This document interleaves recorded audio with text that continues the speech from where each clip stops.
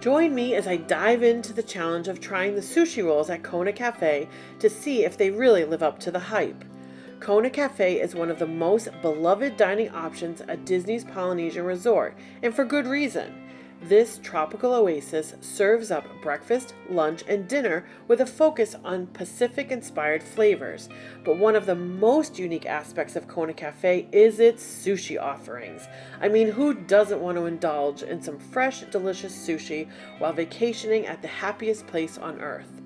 I have to admit, when I heard that Kona Cafe served sushi, my initial thought was, wait, isn't that just a typical resort restaurant where they serve the Tonga toast?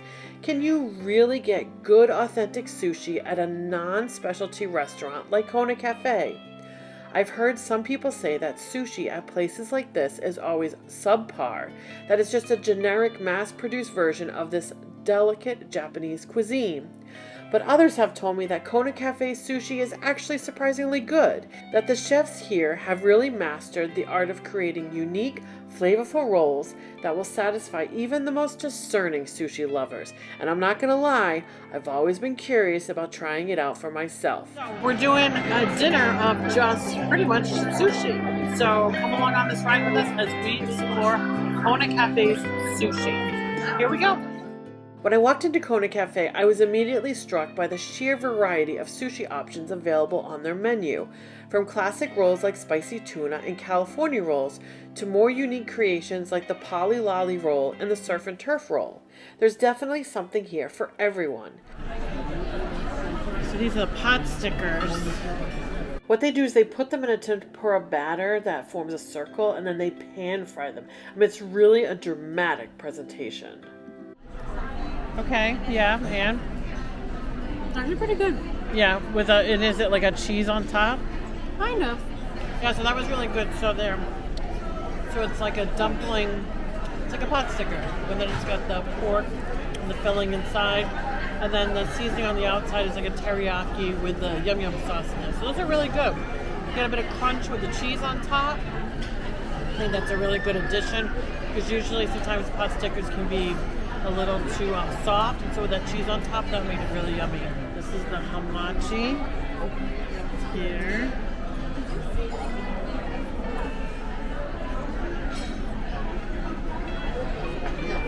So much ginger on the plate, I love it. And then this was the firecracker.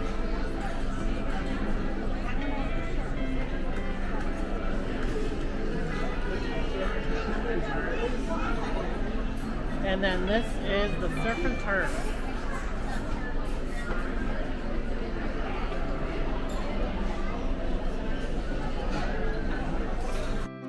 Okay, so the first taste of the hamachi. The one thing I'm gonna recommend is that you take off the cilantro, these little greens that are on the top of it when you take the first couple of bites, because really you're getting that first taste of cilantro that's hitting your palate.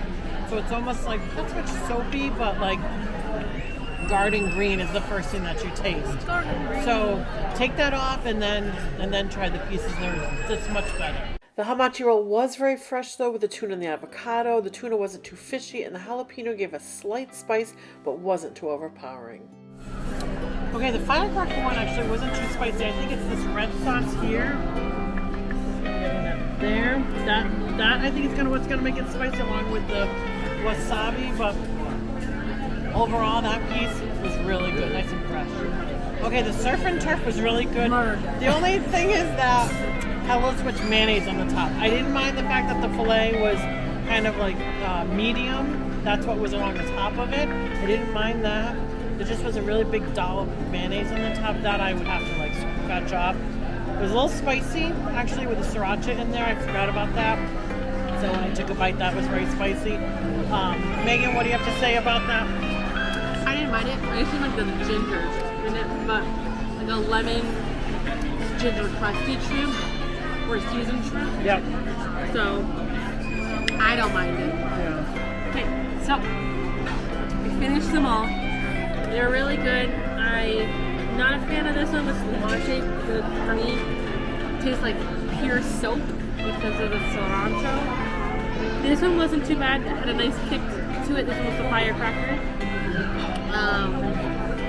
The surf and turf one, I think, was one of my favorites that we had at all three. I like this one. I'm not a big fan of sriracha, but the fact of the matter is, I didn't taste any of the sriracha, which was incredible. But besides that, I'd have those again, except for that guy. So these two are 10 out of 10. This one I think is like a 3 out of 10. But overall, it's pretty good.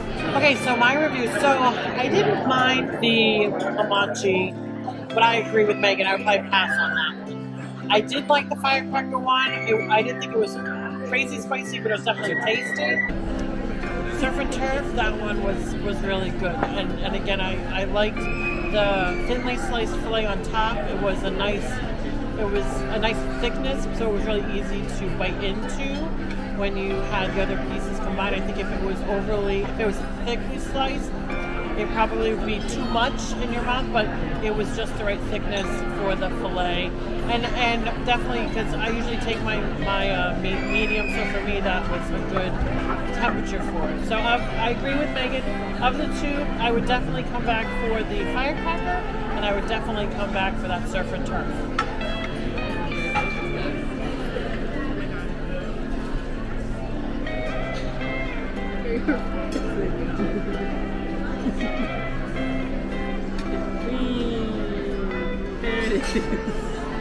All right, Megan, how was that? That red was pudding? so good. Yeah. It's always one of my favorite things here at the Poly. And that's where you can get this to go at the Kona Cafe. So even if you wanted to just like take it home or whatever, you could. So it was a good time. Because you can mobile order this. Yeah. Yeah, I would do that every day. And if you're wondering, yes, I did just eat this flower. It is grown in the land at Epcot. Have fun with it. And I'll let you know if she gets sick from eating that flower later on today. We'll see. So there you have it, our review of the Kona Cafe. Sushi for dinner and a little bit of bread pudding for dessert. And now, on to the next. Hey friends, are you wondering if you can bring your wagon type of stroller to the Disney parks on your next Disney vacation? Did you know by purchasing a Disney ticket you agreed not to? Well, join us on our next video as Megan explains the Disney rules around wagons and why they're prohibited at all Disney parks. See you in the parks!